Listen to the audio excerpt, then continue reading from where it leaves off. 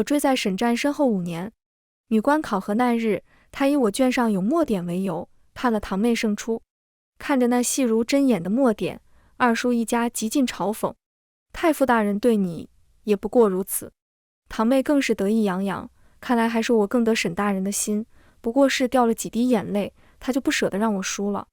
我不敢相信，寻沈战求证。他专注翻阅试卷，头都没抬，语气毫不在意。该让你常常记性，才好改了这粗心骄纵的毛病。我心伤至极，与他大吵一架，宣布从此断绝往来。沈战不知道，祖父早有决议，若是做不成女官，便要进宫去服侍那位有断袖一匹的陛下。后来听说那位山崩于前面不改色的太傅，连上13道奏折，见自己判卷不公。大家好，欢迎收看皮皮听书。大殿里参与考核的贵女早已散去，沈战整理完手中的试卷，才抬起头来，神色平淡清冷，带着些居高临下。朝廷选官不仅要求才学，更看重品性，而你性格骄纵，下笔粗心，脏污试卷，输得不冤。我看着他，莫大的怒气和委屈席卷全身，语调轻颤。平日你总挑剔我也就罢了，可今日是女官考核，你知不知道这对我有多重要？那又如何？他端坐上手，毫不在意地打断我的话。总该让你常常记性，才好改了这粗心骄纵的毛病。闻言，我呼吸一滞，忍不住红了眼眶，只觉得没有比这更荒谬的事了。仅仅是为了让我长个教训。沈战的语气未变，毫不在意。正是如此，否则以你这副跳脱的样子，怎配做女官？我捏紧腰间刻着姓名的荐生玉牌，这曾是我逃离家族掌控的希望。如今希望破灭，竟是如此的可笑。我一把将其拽下，狠狠砸向沈战。好好好，既然沈太傅如此看不上我，那么从此往后，我杜清衡便不再碍你的眼。玉牌从锦袍上滑落，摔在地上，4分5裂。沈战面无表情地看向我，目光在我通红的双眼上停顿了一瞬，便收回。随你。我强撑着摇摇欲坠的身躯，走出大殿。家中的马车仍停在外面，杜月薇得意洋洋地欣赏我狼狈的样子。姐姐真是无用，追在太傅身后多年不得垂怜，竟不得半点后代。看来还是妹妹我更得沈大人的心，不过是掉了几滴眼泪，他就舍不得让我输了。我自嘲的勾唇，无从辩驳。下了朝的二叔等不及看笑话，对着脸色难看的父亲轻笑。沈大人对清衡也不过如此，可怜咱们杜家嫡女，白白追了他5年。还未散尽的官员贵女目光迥异地看过来，忍不住窃窃私语。我像个玩物一样，在大庭广众下被人讽刺羞辱，毫无尊严。父亲嫌我不争气，早就掩面而走了。沈战路过，自然也听到这番话。他没有分我半个眼神，拱手回了二叔一个衣礼，便像无事一般离开了。堂妹嗤笑的声音刺得我心口发疼。我终于明白，沈战就是1000年的寒冰，不管我如何用心，也捂不热。这样也好，如今岳薇成了女官，清衡便进宫去吧。祖父威严的声音在厅堂响起。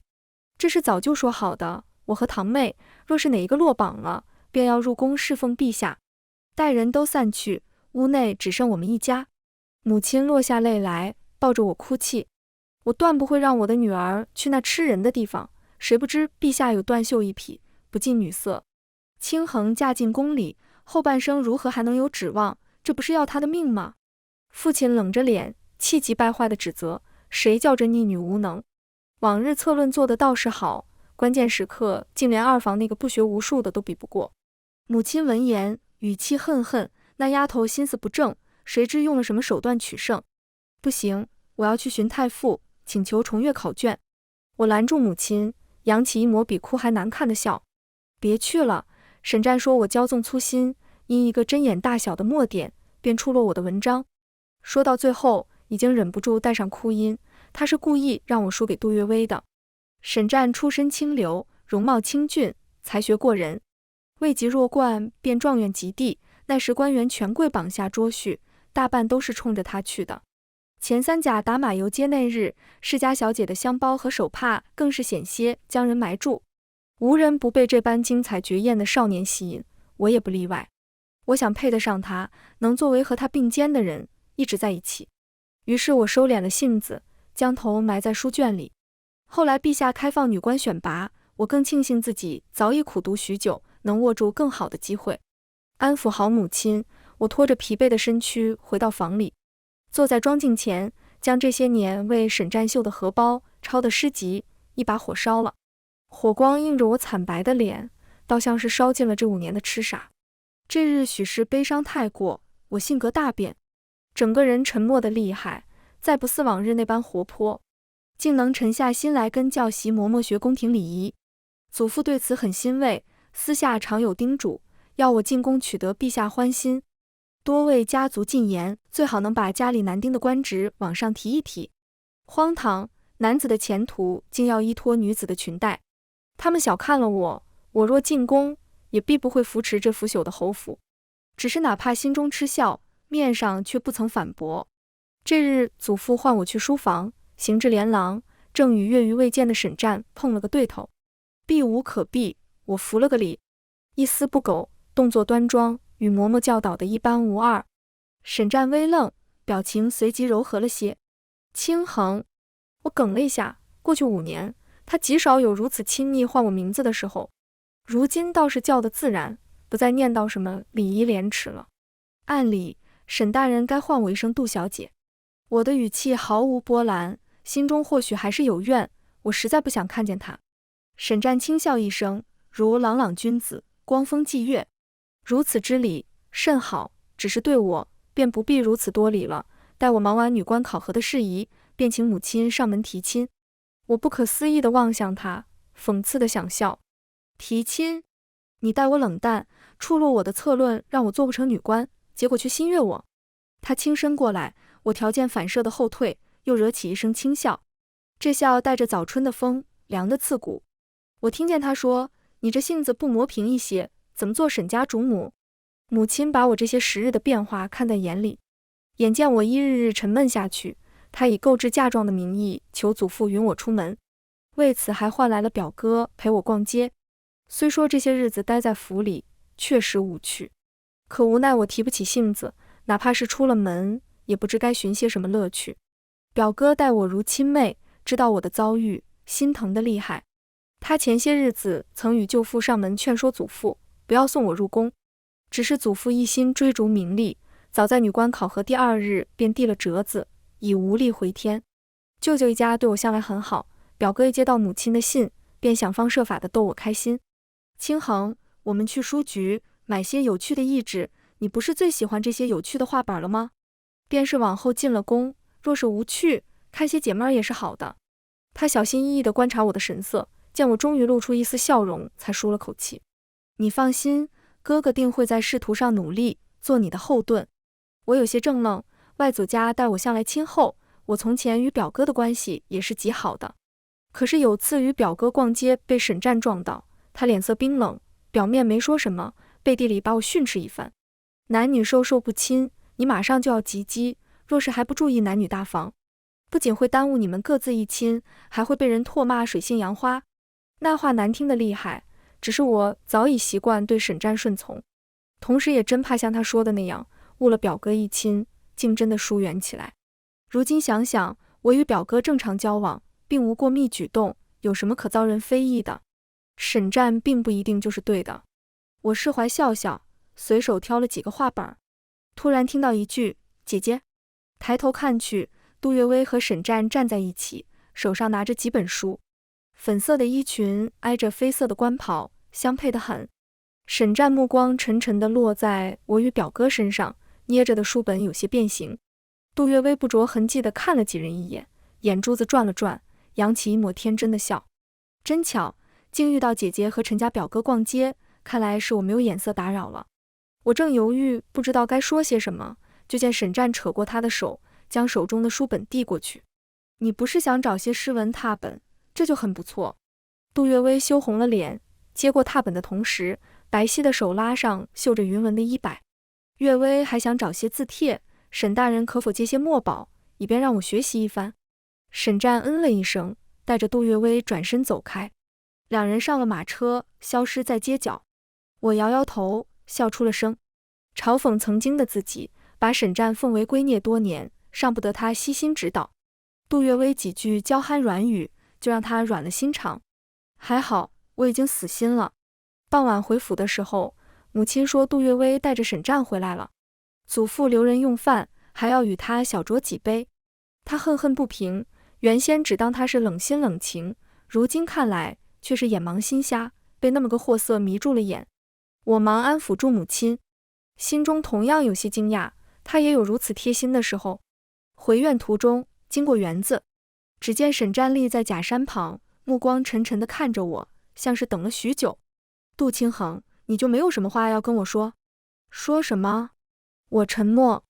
若是从前喜欢他时，哪怕是芝麻绿豆大小的事，我都要围着他叽叽喳喳说个不停。只是现在我疲倦得很，对着他再提不起丝毫分享的欲望。况且有什么可说的必要呢？说侯府日薄西山，祖父被权势迷了眼，偏袒官做得比父亲大的二叔，因此我只能靠女官考核为自己搏一份机遇。还是说因他偏颇，我错失做女官的资格，因此被家族视作弃子，扔进深宫去博那喜怒无常的帝王宠爱。他见我不说话，语气冷凝地开口：你今日与外男举止亲密，看那些不入流的烂书，还哪有一点大家闺秀的样子，一副说教的模样，简直可笑一极。我和表哥不曾有丝毫逾矩，倒是他今日和杜月薇拉拉扯扯，真是恶人先告状。从前竟没发现他如此自以为是，假清高。我懒得搭理，敷衍地扯了扯嘴角。沈大人教训的是，我要回去休息了，大人自便。他满意的颔首，还要说什么，下人唤他用膳的声音远远响起。我草草服了一礼，越过他头也不回地走了。沈战这顿饭吃得心不在焉，杜清衡如今这副乖顺的模样，让他莫名心慌。好在他也说通母亲上门提亲，今日前来也是要提前跟侯府通个气。老侯爷早就想攀上沈战，眼见向来不假辞色的沈太傅待他谦逊有礼，不由多贪了几杯。等到喝得满脸通红时，沈战说什么已经听不大清了，只听到上门提亲求娶几个字眼，想到他亲自送孙女回家，自然以为是要跟杜月薇提亲，于是顾不得细问，满口答应下来。席散，沈战带着满身酒意回府，没有半点睡意。明明已经和老侯爷说定，却总觉得心里不安定。杜清衡已经按照他的要求收敛了性子，可他心中却并没有多少喜悦。思来想去，大概是觉得还没习惯他这副安静的样子。他摇头笑笑，愈加坚定早日提亲的想法。次日一早，祖父当众宣布沈战要求娶杜月薇。二叔一家闻言大喜，堂妹更是惊喜的红了眼眶。月薇也心悦沈大人。我无意识地捏紧手指，沉默着听祖父敲打训诫。不管你以前对沈太傅有什么心思，眼下他马上要和你妹妹结亲，你又入宫在即，离他远着些。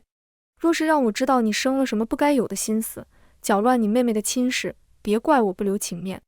我没有理会杜月薇挑衅的眼神，无所谓的勾唇。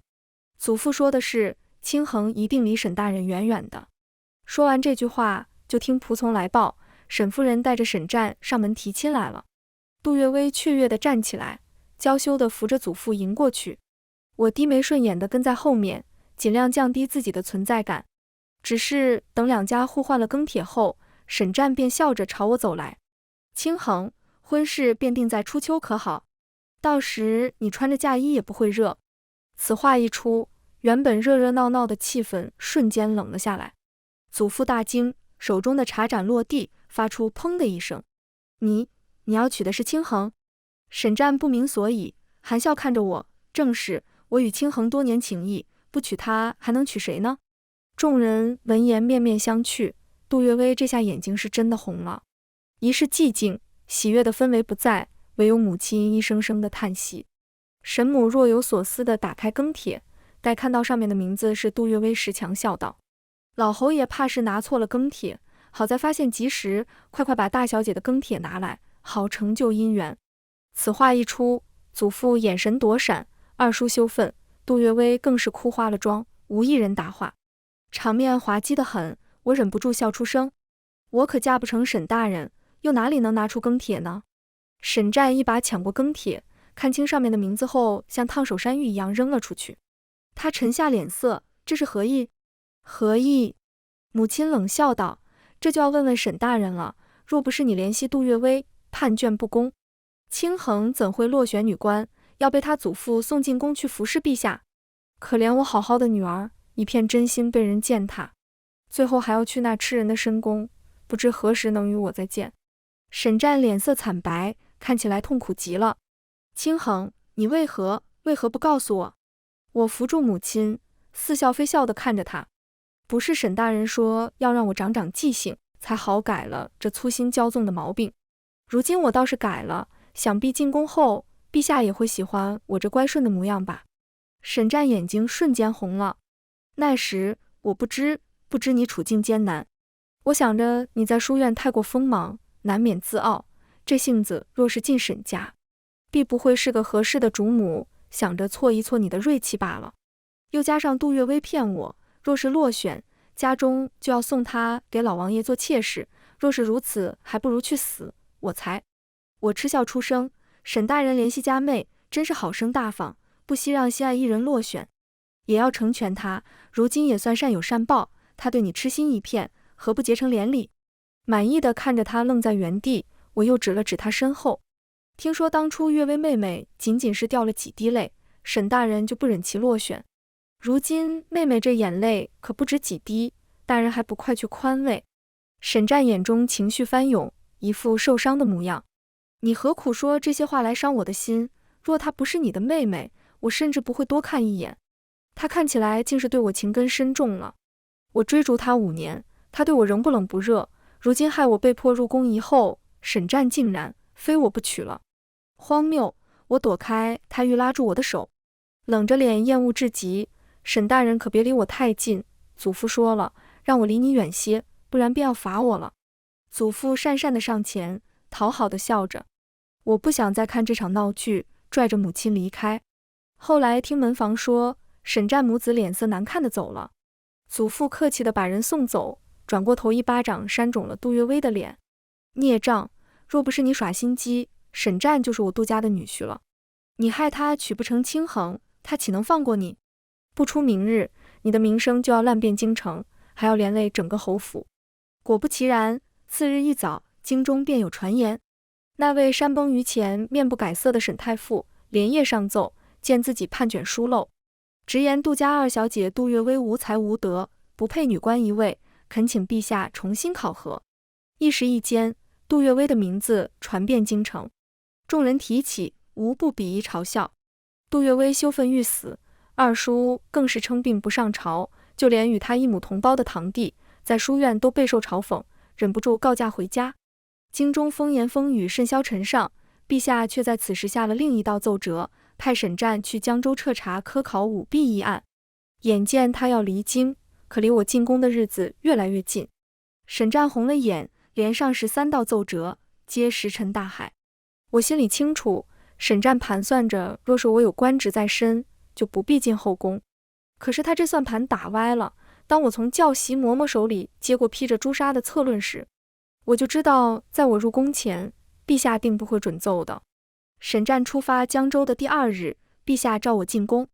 新帝魏崤登基未满1年，传闻中嗜血暴戾，不近女色，此刻却毫无仪态地坐在我面前的石阶上，活像个二流子。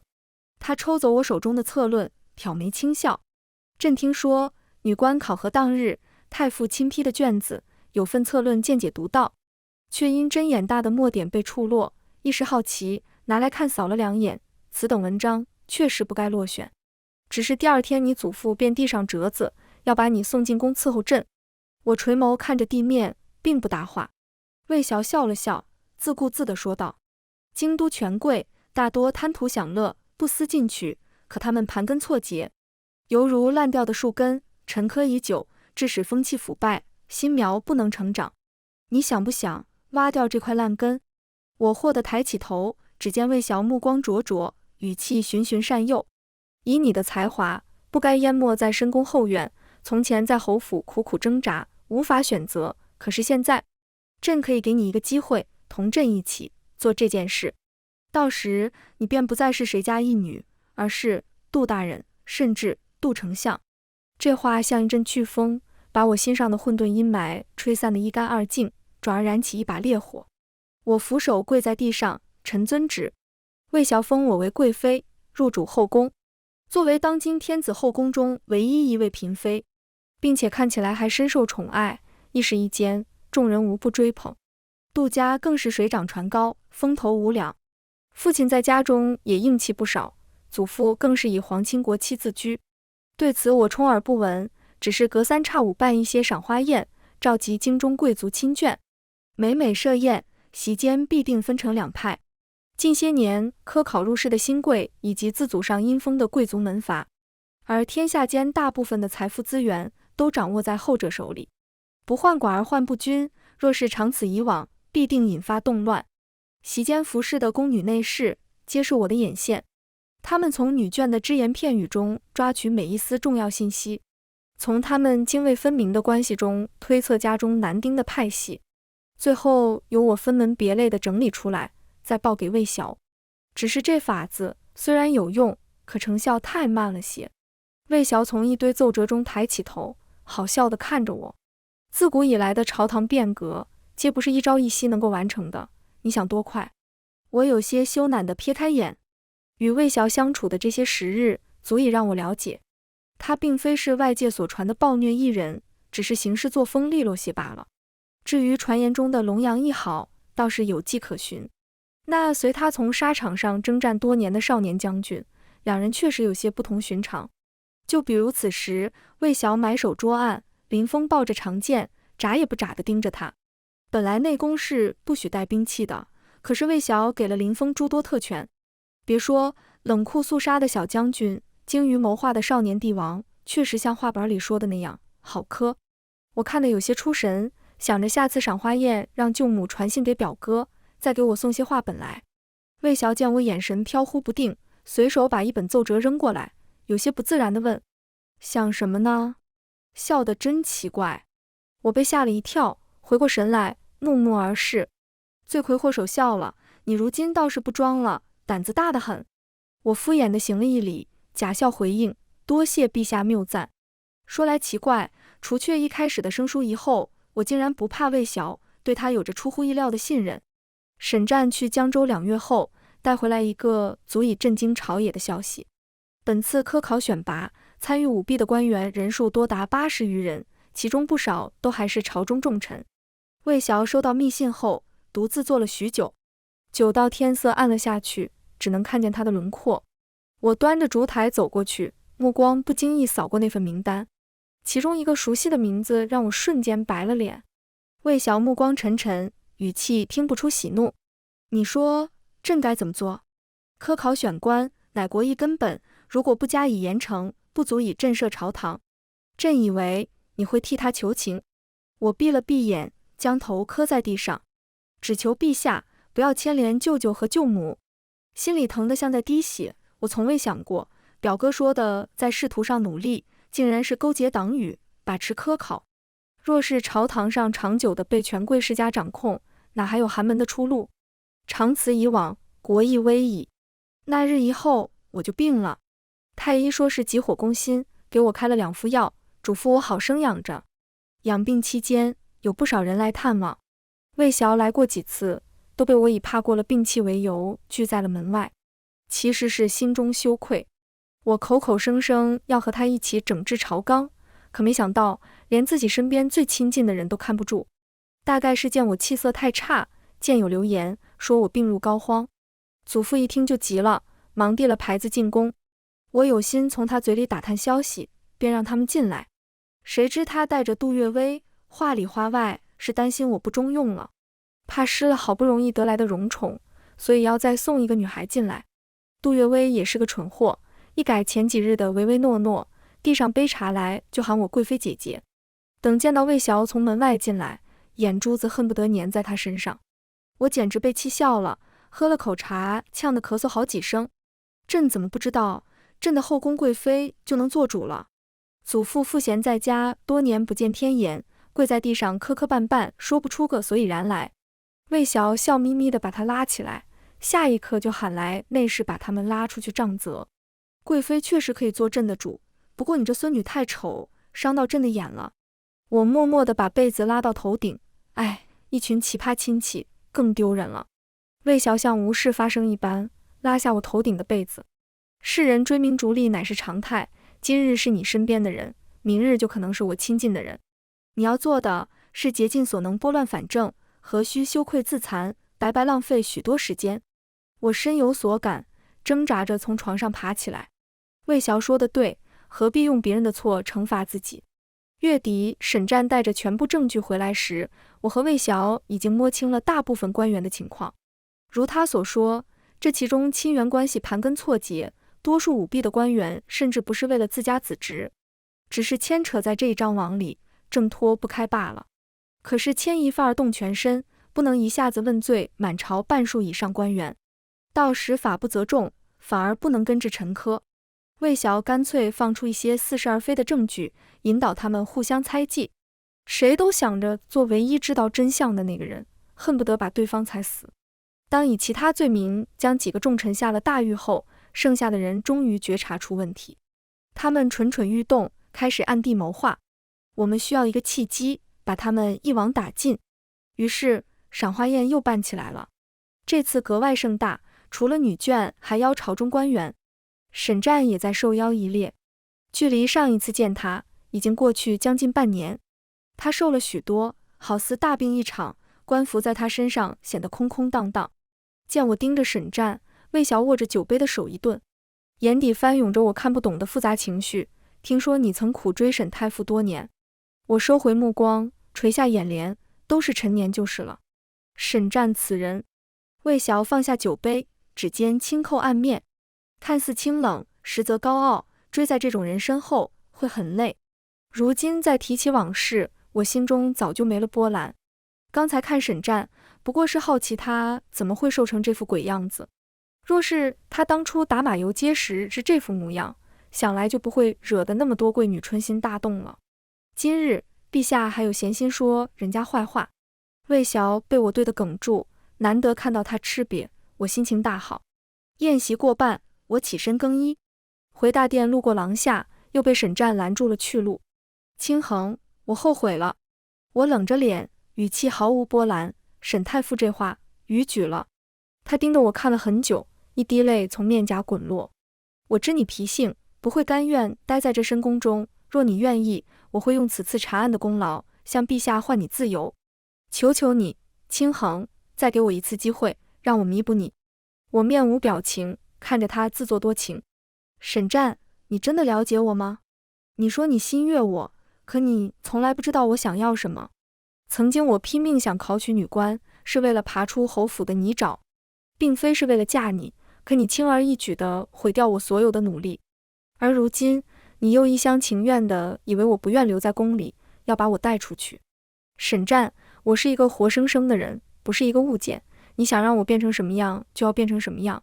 沈战嗫嚅着嘴唇，模样有些可怜。不是的，不是这样的，我只是想让你变得更好，没想过要伤害你。我沉默地看着他，你自以为是的想法让我吃尽了苦头。如果你真的为我好，以后就不要纠缠了，看不见你，我会开心很多。宴席过半，我一直绷紧的神经忍不住有些疲累。魏晓拍了拍我的手，先让宫女送你回去。我摇摇头，已经努力这么长时间，不能在最后关节打草惊蛇。就在我决定喝一杯浓茶醒神的时候，变故突起。无数名穿着夜行服的刺客冒了出来，下手狠辣，一看便知是不要命的死士。为了引蛇出洞，大殿没有安排很多禁卫军，一时一间竟有些招架不住。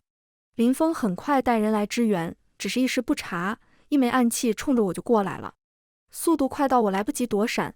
就在我以为要丧命时，一道人影冲出来，替我挡下暗器。魏晓明黄色的衣袍上满是刺眼的鲜血，我慌乱地扶住他。太医，快传太医！大殿里乱糟糟的，所有谋犯都被押送到了天牢。我立在床边，看着魏晓喝了药，虚弱的躺下。陛下，只是擦破了些皮而已，用得着。迎着魏晓谴责的目光，余下的话被我咽下。还好暗器没毒，魏晓又穿了金丝甲，这才虚惊一场。没良心的丫头，我这都是为了谁？我讪讪地住了嘴。陛下救命大恩，臣妾无以为报。那就以身相许。魏晓耳朵通红，别过脸去，不肯看我。我饶是神经大条，也能看出他心悦我。对此，我的第一反应竟不是害羞，而是颇为惊讶。你居然喜欢女的？那你和林将军……魏晓一个枕头把我砸出了寝殿。好吧，将军的职责就是护卫陛下，不时时刻刻看着，怎么护卫呢？涉案的官员全都被押送到天牢，除了几个主犯被抄家问斩，其余人员都被贬为庶人，抄没家产，3代以内不得再参与科考。外人只道陛下仁慈，实则对于这些享用过权势的人来说，眼睁睁看着家族的没落和衰败，却无力改变，比杀了他们更难受，甚至连累子孙后代，连寒门学子都比不上，一辈子大概只能靠出卖劳力生存了。就此，科考舞弊一案终于落下帷幕。世家门阀被杀得七七八八，余下的也成不了什么气候。万幸，祖父过于无能，没人看得上他，这次也没有被波及。只是到底家中门楣无人支撑，侯府渐渐地没落下去。魏晓事后论功行赏，允我单开女户，又赐下府邸财产，而他自己既得了民心，又超获大量财富，算是最大的赢家了。审战的13道奏折中也被恩准，重新科考选拔女官。他主持完这次选拔后，便请旨辞官。听说他郁结在心，身体已经不大好了。魏晓准了，而我并不关注这些，只因此次选拔，我的名字被悬挂在榜首。自此，我便以女子一身跻身朝堂，开启属于自己的人生。只是每到夜晚，总会有些烦恼。魏晓偷溜出宫，不要脸皮地粘在我的床榻上，早点给朕生个太子吧，我想退休。退休？真是奇怪的言论，怎么会有人不热爱工作呢？我还要做第一女丞相呢。全文完，皮皮听书，感谢您的观看，每天上新精彩小说，喜欢就订阅吧。